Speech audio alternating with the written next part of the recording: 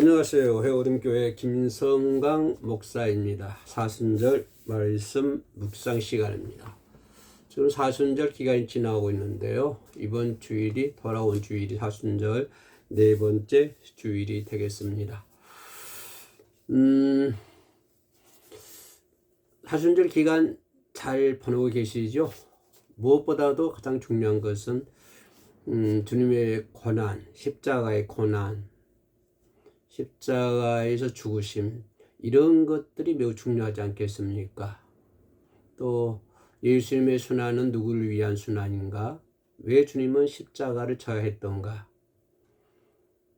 십자가를 지지 않으면 안 되었던가? 그리고 로마, 또 바리새인 종교 지도자들, 그리고 성전 지기들, 왜 그들은 횃불과 등불을 가지고 대대급 이상으로 많은 사람들 동원해서 예수님을 잡으러 갔던가? 또 가룟 유다는 예수님께서 겟세마네 기도원에서 땀방울이 핏방울 될 때까지 기도하고 있는 동안에 가룟 유다는 대제사장들 찾아가서 음모를 꾸미고 그들과 함께 예수님이 있는 곳으로 이동을 하였는가? 이런 것들을 한번 생각해 볼 수 있는 그런 사순절이 되어야 된다고 생각을 합니다. 우리 기독교는 사랑의 종교입니다. 예수님의 십자가의 사랑, 여러분 잘 아다시피 예수님의 십자가 사랑은 인류 구원, 인류라고 하는 말 속에는 저와 여러분들이 포함이 되어 있죠. 그리고 수천 년 전에, 수만 년 전에 태어났던 사람들도, 살았던 사람들도 거기 포함되어 있고, 다음에 수백 년, 수천 년 후에 살 그런 사람들도 다 포함이 되어 있겠죠. 아무튼 구속의 은혜, 십자가의 사랑은 구속의 은혜이다. 난 십자가의 사랑은 하나님의 사랑이다라고 생각을 합니다. 이 성경 전체가 사랑이지 않습니까? 그래서 예수님의 죽으심, 십자가 사랑, 하나님의 사랑이다. 하나님 어떤 사랑입니까요? 인류를 향한 하나님의 사랑이라고 하는 것을 볼 수 있습니다. 에덴 동산에서 아담이 죄를 범했고 그로 인해서 인류가 죄악이라고 하는 구렁텅이에 빠지게 되고, 그래서 지옥에 던져오게 되고, 그런 가운데 하나님은 그 길로 갈 수밖에 없던 인류를 구원하시기 위해서 하나님의 독생자 예수 그리스도를 이 땅에 보내셔서 그 사람들을 다시 구원하시고자 하는 하나님의 애절한 사랑이다. 그래서 십자가는 구속은 예수 그리스도의 구속은 하나님의 사랑이고 하나님의 사랑은 인류를 향한 하나님의 사랑이다라고 그렇게 정의를 내리고 싶습니다. 오늘 본문 말씀은 요한복음 18장 1절 말씀이 되겠습니다. 이 본문 보면은 이 말씀을 하시고 라고 시작하라 하죠.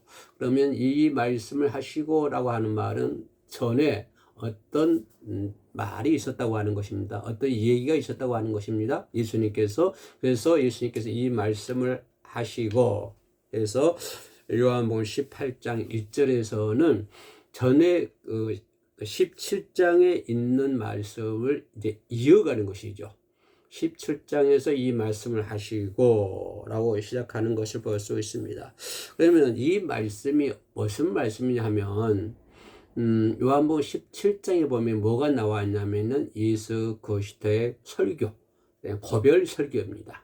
마지막 설교죠. 고별 설교가 나와 있고, 또 뭐가 나와 있냐면 예수 그리스도가 하시는 기도, 이런 기도의 내용이 이렇게 나와 있습니다. 그러니까 18장 1절에 와서 이 말씀을 하시고 라고 하는 말은 예수님께서 고별 설교를 하시고 또 기도를 하시고 이런 말씀이 되겠습니다. 이렇게 말씀이 이어가는 것을 볼 수가 있습니다. 그러면 예수님께서는 이 말씀을 하셨다고 했는데 18장 1절에서 그러면 예수님께서 어떤 말씀을 하셨을까라고 하는 것이 매우 중요하지 않습니까? 하고 비춰볼 때 예수님께서는 뭐라고 말씀했냐면 가장 중요한 것은 제자들에게 서로 사랑하라 라고 말씀을 하는 것을 볼 수가 있습니다. 서로 예수님께서는 지금 자신이 십자가의 길을 걸어가야 된다고 하는 사실을 잘 알고 계시지 않습니까? 가룟 유다가 또 자신을 팔 거라 하는 것도 다 알고 계셨고 예언하셨고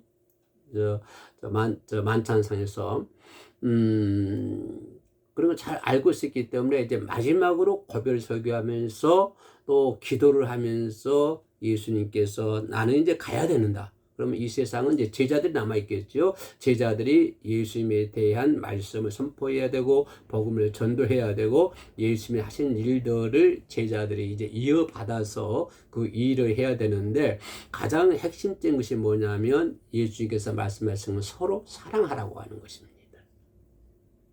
이 말씀 뭐냐면, 서로 사랑해야만이 그것을 이룰 수가 있다고 하는 것입니다. 사랑하지 않으면 이룰 수가 없다고 하는 것입니다.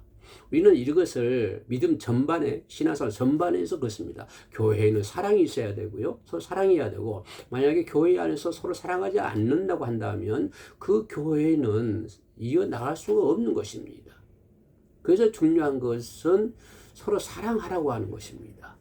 제자들이 예수님이 가신 후에 복음을 전도해야 되고 예수님이 하신 일을 이어받아야 되는데 그 과정에서 이들이 서로 사랑하지 않으면 그 일을 할 수 없다고 하는 것입니다. 기독교는 사랑의 종교라고 말씀드렸습니다. 사랑해야 된다고 하는, 그래서 예수님께서는 제자들이 하시는 말씀이 서로 사랑하라라고 말씀하시는 것을 볼 수 있습니다. 또한 제자들에게 환난이 있을 것을 예고하는 것이죠. 예고하시면서 담대하게 뭐라고 얘기하냐면 자기 이름으로 나의 이름으로 기도하라 라고 얘기합니다. 사랑하라, 기도하라. 그리고 예수님은 그것도 마음에 걸려서 고별을 앞두고 하나님께 기도하는 것을 볼 수 있습니다. 제자들에게는 서로 사랑하라, 그리고 내 이름으로 기도하라 라고 하시면서 그래도 마음이 놓이지 않고 그래도 그것들이 마음에 걸려요. 제자들이 마음에 걸려. 그죠? 자신은 이제 십자가에서 죽음을 당해야 되니까 그런 제자를 놓고 가야 되는데 그래도 서로 사랑해라, 그리고 기도해라, 사랑해라, 기도해라, 기도해라 그렇게 얘기해 놓고도 그래도 마음에 걸려요.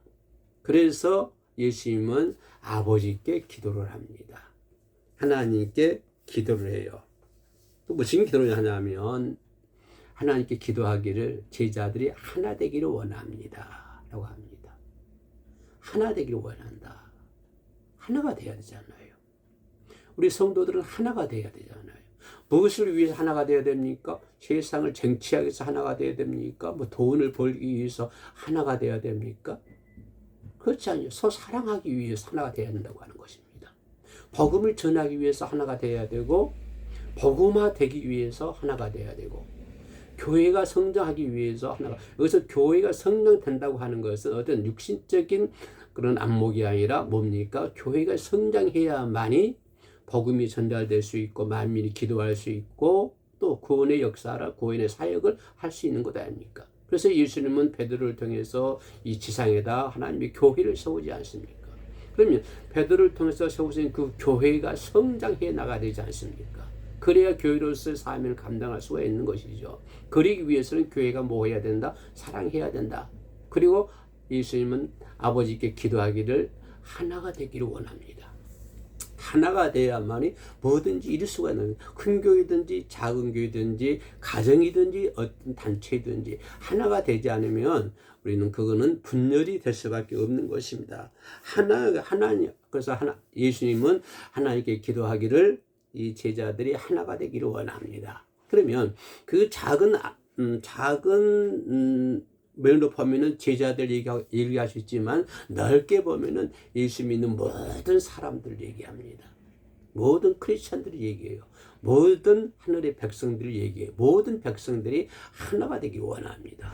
백성이 분열하면 안 되잖아요. 나라가 분열하면 나라가 망하는 것이고요. 가정이 분열하면 가정이 망하는 것이고, 어느 단체가 분열하면 단체가 망하는 거예요. 그렇기 때문에 하나가 되어야 된다고 하는 것입니다. 하나가 되지 않으면 안 돼요. 그러면서 또 예수님께서는 뭐라고 기도합니까? 하나님 아버지, 이들을 지켜달라고 기도를 합니다. 저들이 하나 되기를 원합니다. 이들을 지켜달라고 얘기합니다. 그리고 뭐라고 합니까? 아버지께서 나를 보내신 것을 저들이 믿게 해달라고 기도를 합니다. 저들이 믿게 해달라고 기도를 해요. 그리고 예수님은 아버지께 기도하기를 저들을 사랑해달라. 사랑해달라고 예수님은 간절히 아버지께 기도하는 것을 볼 수 있습니다. 그러면 여기서 우리가 생각해 볼 수 있는 것은 예수님의 고별 설교 있는데 그 고별 설교는 제자들 서로 뭡니까? 서로 사랑하라 라고 말씀했고요. 당부를 했고 내 이름으로 기도하라 라고 당부를 했어요. 그리고 그것도 모자라서 예수님은 하늘에 계신 아버지께 기도를 합니다. 내용이 네 가지를 기도를 했는데요. 뭐가 되냐면 첫째, 하나가 되기를 위하여 기도합니다. 제자들이 하나 되기를 원합니다. 아버지여 저들을 지켜주소서 라고 기도를 합니다. 그리고 뭡니까? 아버지께서 나 자신을 보내신 것을 저들이 믿게 해달라 라고 기도하고 마지막으로는요, 아버지 저들의 영혼들을 사랑해 달라고 기도하는 것을 볼 수 있습니다. 여러분, 우리도 그런 기도해야 되지 않습니까? 우리도 그런 기도해야 돼요. 아버지, 우리가 하나 되기를 원합니다. 저들을 지켜주세요. 내 동료를 지켜주세요. 내 이웃을 지켜주세요. 내 형제 자매를 지켜주세요. 그리고 내 부모를 지켜주세요. 자녀들을 지켜주세요. 하나님 이들을 지켜주세요 라고 기도합니다. 그리고 하나님의 아들 예수 그리스도를 믿게 해달라고 기도해야 되고 저들의 영혼을 사랑해 달라고 기도합니다. 저들의 영혼을 사랑해 달라고 기도하는 거예요. 우리가 예수님이 기도했던 그런 모습으로 그렇게 우리도 하나님께 기도를 해야 될 줄로 믿습니다. 예수님은 자신의 죽음보다도 남겨질 그 제자들의 연민과 애절함이 더 큰 거예요. 나는 이제 십자가에서 처형당하고 죽지만 그러나 남아있는 제자들에 대한 애절한 연민 그리고 그런 애절함들이 더욱 큰 것을 우리가 볼 수 있습니다. 부모가 자식을 남겨놓고 죽음 임종 직전에 자식을 사랑하는 것이죠. 자식을 향한 간절한 애절함, 또 자식을 향한 연민. 그 부모는 임종 앞에서 죽음 앞에서도 뭘 생각합니까? 자녀들을 생각하는 것입니다. 자기가 죽는 것보다도 자녀들이 더 크게 생각하는 거예요. 왜? 어차피 나는 죽어야 되니까 내 죽음보다도 남아있는 자녀들의 모습이 더 큰 거예요. 비교할 수 없는, 내 죽음과 자녀들을 비교할 수 없는 거예요. 아마 예수님도 그랬을 것 같아요. 그 제자들 향한 예수님의 간절함, 그리고 그 연민, 그 연민들이 자기는 비록 십자가에서 정말 피 한 방울, 물 한 방울 남김없이 다 쏟아지시며 엄청난 처절한 고통을 받지만은 그러나 그 고통보다도 오히려 남아있는 제자들 향한 연민이라든가 제자들 향한 간절함이 더 컸다라고 하는 것입니다. 그래서 예수님은 그렇게 제자들에게 서로 사랑하라, 그리고 기도하라 그렇게 말씀을 했고 또한 하늘에 계신 아버지께 그렇게 간절한 마음으로 기도하는 예수님의 모습을 우리가 볼 수가 있습니다. 이것이 사랑이라고 하는 것입니다. 이것이 사랑이에요. 이를 향한 사랑은 죽음보다 강합니다. 우리도 죽음보다 더 강한 그 무언가를 가지고 내 죽음보다 더 강한, 더 센, 내 죽음과 비교할 수 없는 더 강한 그 사랑을 가지고 우리가 사역을 해야 되고 목회를 해야 되고 우리가 이 땅에 주어진 사명을 감당해야 될 줄로 믿습니다.